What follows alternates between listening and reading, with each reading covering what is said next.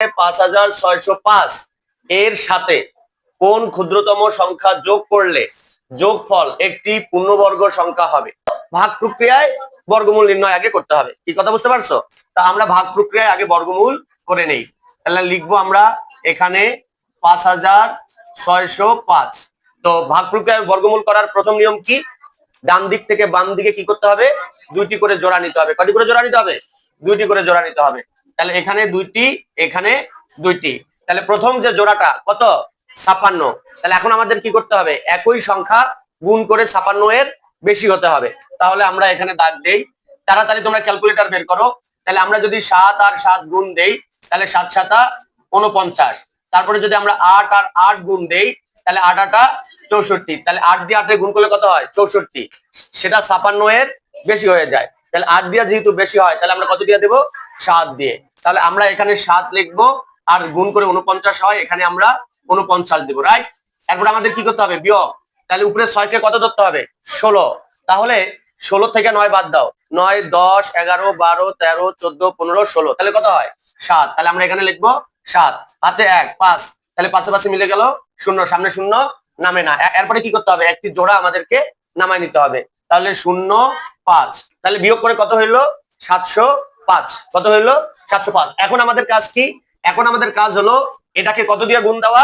2 দিয়ে গুণ দিতে হবে। তাহলে এখন যদি আমরা 7 কে 2 দিয়ে গুণ দিই তাহলে কত হবে? 7 দুগুণা 14। এখন এই 14 আগে লিখতে হবে। কি লিখতে হবে?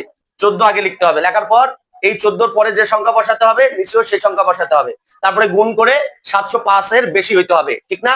তাহলে আমরা একটু, যেহেতু 705 আছে, একটু বেশি সংখ্যা দিয়ে দেই। তাহলে এখানে আমরা 4 দিয়ে দেই। কত দিয়ে? 4। এখানেও আমরা 4 দিয়ে দেই। তাহলে 4 4 কত? 16। 16 6। আবার 4 4 16। 16 আর হাতে হাতে কত? 1। তাহলে 16 আর 1 17। 17 7। হাতে কত? 1। 4 এককে 4 আর একে 5। তাহলে কত হয়? 576। এরপরে আবার এখানে 576 705 এর তো অনেক কম, ঠিক না? এরপরে আবার এখানে কত লিখবো? 14। এখানে 4 দিয়ে দিছি, তাহলে এখানে কত দেব? 5 দিয়ে দিয়ে দেখি। 5 5 25 এর 5। 4 5 20 হাতে 2। 22 এর 2 হাতে কত? 1। না সরি, হাতে কত? হাতে 2। তাহলে 5 এককে 5 আর 2 7। কত হয়? তাহলে 5 দিয়ে গুণ দিলে 725। আর এখানে আছে কত? 705। তাহলে 5 দিয়ে গুণ দিয়ে বেশি হয়। তাহলে যেটা দিয়ে বেশি হয় ওটা দিয়ে তো দেওয়া যাবে না। তখন কি করতে হবে? তার আগেরটা দিয়ে দিতে হবে, 4। তাহলে ওই 4 এখানেও লিখতে হবে, ওই 4 এখানেও লিখতে হবে, আর গুণফলটা এখানে লিখতে হবে। কত? 576। 576। এখন আমাদের বিয়োগ করতে হবে। 15 থেকে 6 বাদ দিলে কত? 9। হাতে 1। তাহলে হাতে 1 এটার সাথে যোগ করতে হবে 8। তাহলে 10 থেকে 8 বাদ দিলে 2। হাতে 1। 5 আর 1 6। 7 থেকে 6 বাদ দিলে 1। 129। কত হয়? 129। এখন আমরা যদি এখানে দাগ দেই, আমরা যদি এখানে একটা দাগ দেই তাহলে এটাকে আবার কত দিয়ে গুণ দিতে হবে? 2 দিয়ে গুণ দিতে হবে। তো 74 কে যদি আমরা 2 দিয়ে গুণ দেই তাহলে যত হয় সেটা এটার থেকে বেশি হয়ে যায়। আবার আরেকটা নিয়ম আছে। এখানে আছে কত? 144। আর এখানে কত হয়েছে? 129। তাহলে এটা থেকে তো এটা ছোট হয়ে গেছে। তাহলে এটাকে তো আর বর্গমূল নির্ণয় করা যাবে না। যাবে? এটাকে কি আর ভাগ করা যাবে? যাবে না। তাহলে এটা হলো ভাগ শেষ। এটা কি শেষ? ভাগ শেষ। আমি একটু এই দিকেরটা মুছে নিচ্ছি, এই দিকেরটা একটু মুছে নিচ্ছি। লিখি যেহেতু, কি লিখবো? ছোট করে দিতেছি এটা। যেহেতু যেহেতু অবশিষ্ট রয়েছে, যেহেতু অবশিষ্ট রয়েছে, সেহেতু সেহেতু সেহেতু 5605 পূর্ণবর্গ সংখ্যা নয়। কোন সংখ্যা নয়? পূর্ণবর্গ সংখ্যা নয়। পূর্ণবর্গ সংখ্যা নয়। এবার একটা কৌশল তোমাদের বলে দেই। কৌশল হিসাবে তোমরা একটা জিনিস মনে রাখবা, যে যখন বলবে কোন ক্ষুদ্রতম সংখ্যা যোগ করলে যোগফল একটি পূর্ণবর্গ সংখ্যা হবে, তখন আগে কি করবা? ভাগ প্রক্রিয়ায় বর্গমূল নির্ণয় করবা। তো ভাগ প্রক্রিয়ায় বর্গমূল নির্ণয় করলে ভাগশেষ থাকবে। তো ভাগশেষ থাকলে তো সেটা পূর্ণবর্গ সংখ্যা হবে না। এরপরে কি করতে হবে? এই যে এটাকে বলা হয় বর্গ। এটাকে কি বলা হয়? তাহলে এই বর্গের কাছাকাছি একটা বর্গ বের করতে হবে। কি করতে হবে? কাছাকাছি একটা বর্গ বের করতে হবে। তো কাছাকাছি একটা বর্গ বের করার নিয়ম কি?